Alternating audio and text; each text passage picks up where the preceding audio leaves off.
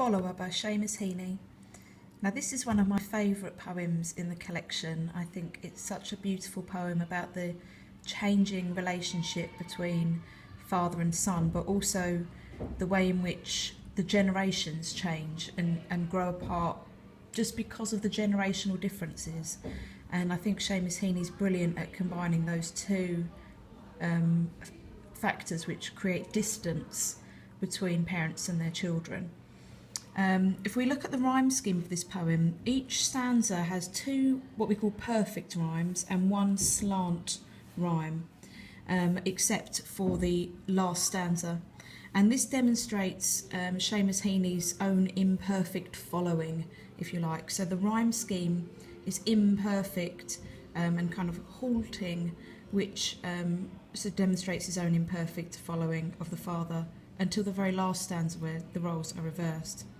Seamus Heaney's poetry always focuses on his rural upbringing in Ireland, and it's often triggered by small kind of intimate memories, interesting memories. It's very personal to his life, and it contains a lot of language which is quite Anglo-Saxon or language which is of Irish origins to represent his own heritage.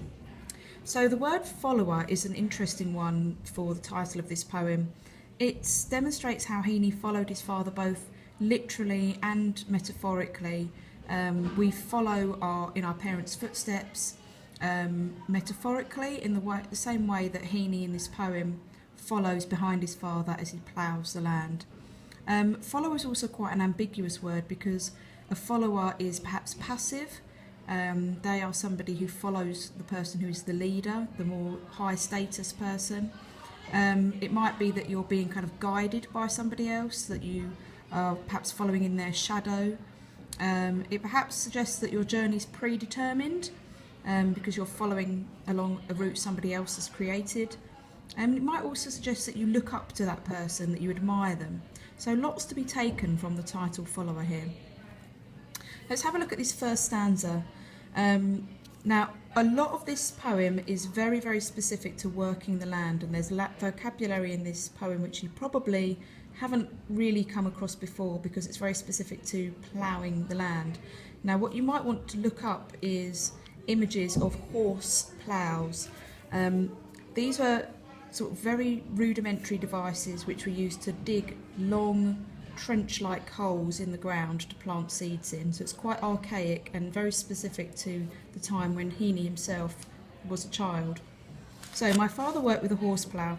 This is a declarative statement. It creates a frank and honest tone to the poem. His shoulders globed. Now, the word globed there suggests the kind of curved back of the father as he's bent over doing his work. It also suggests huge kind of muscular definition as well. Very much a kind of admirational description of the father now and his physical strength. It perhaps also suggests a mythological strength, perhaps relating to Atlas from Greek mythology, who is a god who held up the globe. A lovely simile now, like a full sail strung between the shafts and the furrow.